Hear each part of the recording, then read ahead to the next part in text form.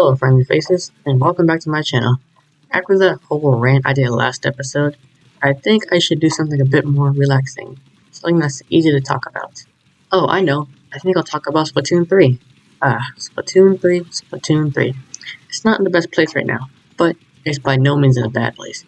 If I had to paraphrase what Arlo said in his video about Splatoon 3, I would say, we got all this information about the game, but there has been no real driving force that makes this a must-play. And I can agree with him on that, because when you remove all this new and fancy promotion that we got for the game, it more or less seems like a big Splatoon 2 update, and I can see how people believe that. But I do not think that these circumstances will be a detriment to the overall game. Sure, they'll be adding new weapons and armor into the game, and that's all well and good, but what I think this game lacks is a real hook. Now, hear me out. It may sound like I'm repeating myself already, but what I mean by this is, what was the main reason you bought Splatoon 2? Besides the fact that Splatoon 1 was on a dying console, what was the main reason you got Splatoon 2? You can type in the comments if you want. Now, if you ask me the main reason I would have gotten Splatoon 2, it would be because of Salmon Run. Okay, so stick with me on this. When it came to playing Splatoon 1, all you had was the online and the single player story. Outside of that, you got nothing. And all the different game modes such as Cry the Tower, Point Control, and Rainmaker were behind ranked. And sure, these may be fun to others who don't care about rank, and I'm glad it is, but one thing was missing, and that thing was the true importance of ink, which is what made Splatoon 1 work in the first place, was the fact that the goal was not to kill your opponent or get the most points by killing them, but to cover the most turf. And to me, Splatoon 2 with this Salmon Run brought back the importance of that, at least in some sense. And this can be due to the fact that it's a horde game like COD Zombies, mainly because the more ink you have, the more area you have to work with.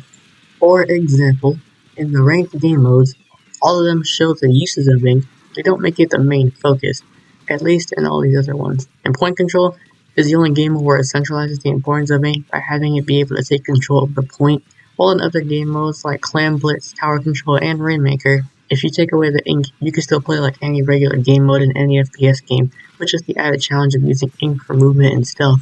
And this is where Salmon Run brings back the importance of that by having ink not just move around the map faster, but maneuver around enemies to find a way to splat them.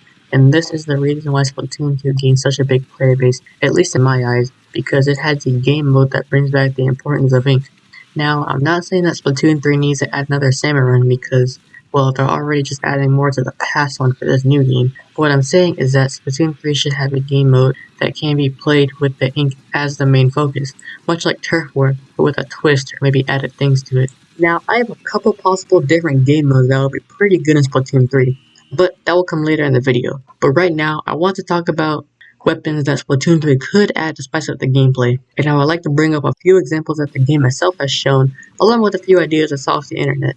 Like for starters, Splatbow.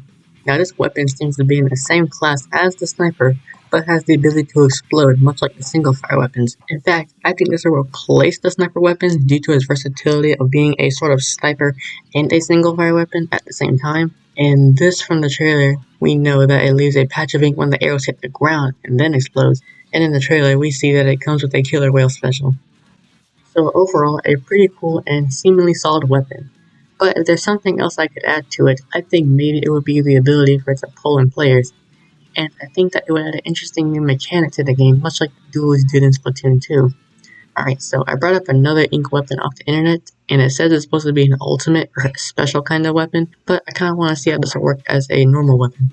So it's a giant anchor you can swing at a moderate speed, and the shot range is wide, but the distance is a bit short. And when you jump attack, you launch ink in a trail that takes a quarter of your tank, but it's a bit more narrower than a roller jump. Now this next one is a special weapon. I'm going to read it as such and give my thoughts on it since I can't see it as a regular weapon. So it's a giant ink sword with pressure washer nozzles on the side that spray ink, and it has about the same coverage as an ink brush when you spray with it.